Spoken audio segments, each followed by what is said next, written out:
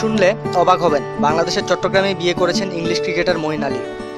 কিছু ক্রিকেটার নিরাপত্তার অজুহাতে বাংলাদেশে আসতে চাননি, সেখানে তিনি স্ত্রীকে নিয়েই এসেছেন। চট্টগ্রাম কেন মঈন আলীকে এত ভাগ্য উপহার দিচ্ছে? আগের দিন 4 বার রিভিউ থেকে বাঁচলেন, 3 বার আউট ঘোষণার পরও দলে সর্বোচ্চ রান করলেন। আজ লাঞ্চের আগেই কোনো রান না দিয়ে 2 উইকেট। ব্যাপার কি? ব্যাপারটা হলো, চট্টগ্রাম মঈন আলীকে খালি হাতে ফেরাতে পারে না। এখানে যে তার শ্বশুরবাড়ি।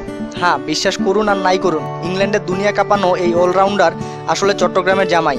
তাও আবার যেন তেন প্রকারের জামাই নন। প্রবাসী কোনো বাংলাদেশিকে বিয়ে করেননি, রীতিমতো বাংলাদেশে এসে প্রেম করেন, সিনেমার মতো করে পারিবারিক প্রতিকূলতা দূর করে তবে এখান থেকে নিয়ে গেছেন স্ত্রীকে। মজার ব্যাপার হলো, সেই স্ত্রীর আগ্রহেই এবার ইংল্যান্ড দলের খেলোয়াড়দের মধ্যে সবার আগে মঈন বাংলাদেশে সফরের আগ্রহের কথা জানিয়েছেন। মঈন আলী ও তার স্ত্রীর পরিবার চান না যে তাদের পরিচয়টা জানাজানি হোক। তাদের এই চাওয়ার প্রতি শ্রদ্ধা রেখেই ঘনিষ্ঠজনেরা পরিবারটির কারো নাম প্রকাশ থেকে বিরত থাকেছেন। তবে এটা জানালেন যে 2005 সালে মঈন আলীর সাথে স্ত্রীর পরিচয় হয়।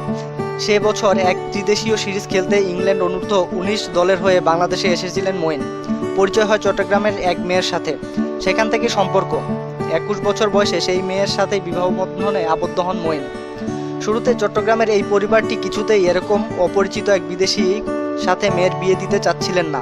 জানা গেল যে বাংলাদেশের জাতীয় দলে মঈন আলীর এক বন্ধু ক্রিকেটার তখন কিছুটা দুতিয়ালিও করেছেন। পরে মঈনের পরিবারের আগ্রহে মেয়ের পরিবারের সদস্যরা ইংল্যান্ডে গিয়ে দেখে শুনে তবে রাজি হয়েছেন। এরপর হয়েছে বিয়ের অনুষ্ঠান। পরিবার পরিজন নিয়ে মিডিয়ার সামনে মঈন তেমন একটা আসেন না, তবে একবার মাঠে দেখা গেছে তার ছেলে আবু বক্করকে। তবে যেখানে কিছু ক্রিকেটার নিরাপত্তার অজুহাতে বাংলাদেশে আসতে চাননি, সেখানে তিনি স্ত্রীকে নিয়ে এসেছেন।